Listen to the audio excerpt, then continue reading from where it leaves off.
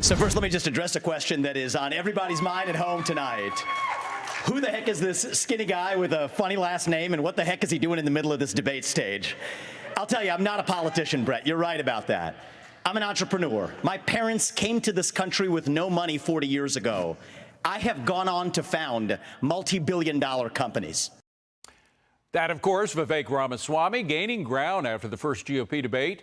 Just look at this. Voters think Governor Ron DeSantis and Vivek Ramaswamy performed the best. Tricia McLaughlin is the senior advisor and communications director for Vivek Ramaswamy, and she joins me now. First of all, do you care what the Washington Post thinks? You know, anytime you don't toe the establishment's narrative or line, they're going to come after you. I think Vivek cares a lot more about what voters in Iowa, New Hampshire, and across the country think than any of the media. Well, what did you hear from the first debate from Vivek when he was in the fire, in the midst of the fire, that will help you prepare for the next debate, which is with Fox Business? Well, this was Vivek's first debate ever as a Wow, politician I didn't know that. or period.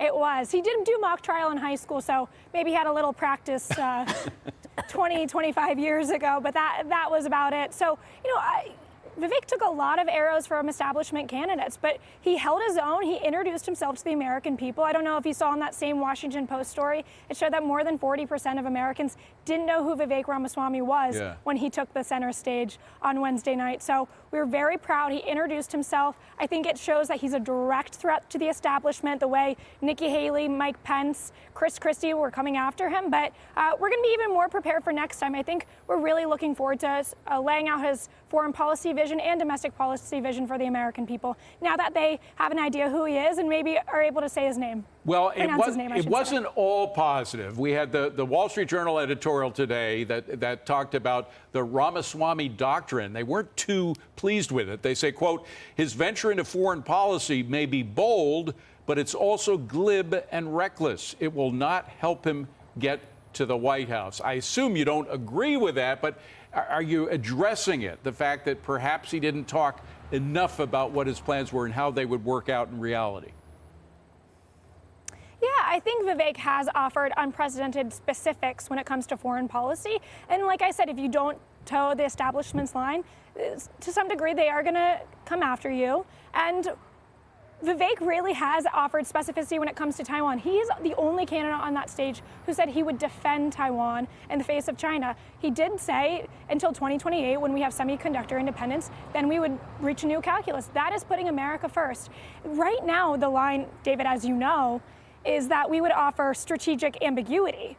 We basically follow the one China policy. Vivek says that's not real, it's fake, and we're going to offer strategic clarity. I think he'll spell that out further for the American people in speeches coming up in the next few weeks, and possibly some op-eds. So be on the lookout for that. But we think he had a fantastic night, no matter what the naysayers say. Well, and a couple of fundraisers thought he had a great night, too. I hear he raised about $500,000 in the first hour following the debate. Of course, Vivek is a very wealthy man. I mean, how much do you rely on fundraising as opposed to pulling from his own pocket?